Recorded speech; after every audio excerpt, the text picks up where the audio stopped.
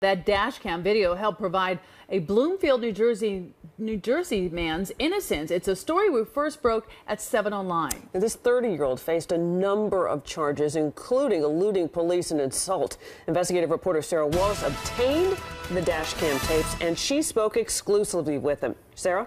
Well, Diana and Sade, quite a turnabout. All of the criminal charges against Marcus Jeter have been dismissed. 2 Bloomfield cops have now been indicted. A third quietly pleaded guilty to tampering and retired. It's all because of video the cops may have tried to hide. Get out the car! Get out! This is the Bloomfield Police Department's dash cam video that prosecutors say they never saw when they pursued criminal charges against 30-year-old Marcus Jeter. Notice his hands in the air. He was charged with eluding police, resisting arrest, and assault. And also notice who throws repeated punches. If the tape hadn't surfaced, I was going to be doing jail. The incident began when cops were called to the Bloomfield home Jeter shares with his girlfriend. No charges were filed, and Jeter says he left after briefly talking to officers. they say you were eluding them. When they were behind me with the lights on, I pulled right over, you know. So you weren't trying to escape? No, I wasn't trying to escape.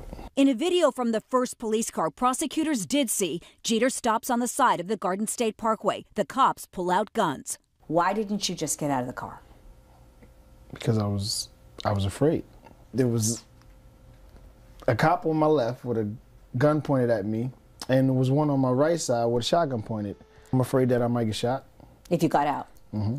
The tape not initially turned over is on the dash of a second police car that comes from the opposite direction, crosses the median into ongoing traffic, and then strikes Jeter's car. There is no mention of that in any police report. When Jeter first told his attorney that part of the story, it was incredible. I didn't believe his story at that particular point in time. So you finally believed him then? Yes. The next thing I know, as he's coming around the car, the glass gets busted, and all the glass goes in my face. Get out the car! Your hands are up? My hands are up.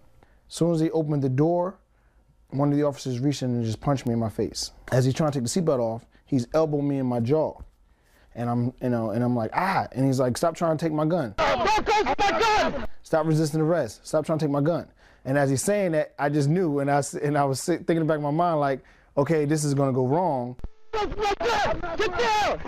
Stop resisting! Stop resisting! Why are you trying to take my gun?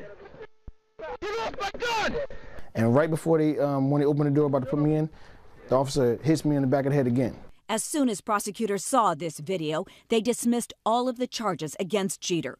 Interesting to note, an investigation by Bloomfield PD's scandal-plagued Internal Affairs Division had found no wrongdoing by police officers. The blame is with the Bloomfield Police Department not providing that tape. If we hadn't had the tapes in this particular case, an innocent man would be in jail today. I'm sure that if this happened to me, it could happen to a bunch of other people, you know. Scary, right? It's a scary situation. And we were there exclusively today in Essex County Court in Newark, where Bloomfield police officers Sean Corder, there on the left, and Orlando Trinidad, who you will see here on the right, were arraigned on charges including conspiracy, official misconduct, and falsifying reports. Trinidad is also charged with aggravated assault. They pleaded not guilty. By the way, you can watch much more of my extended interview with Marcus Jeter on our website, 7 Online.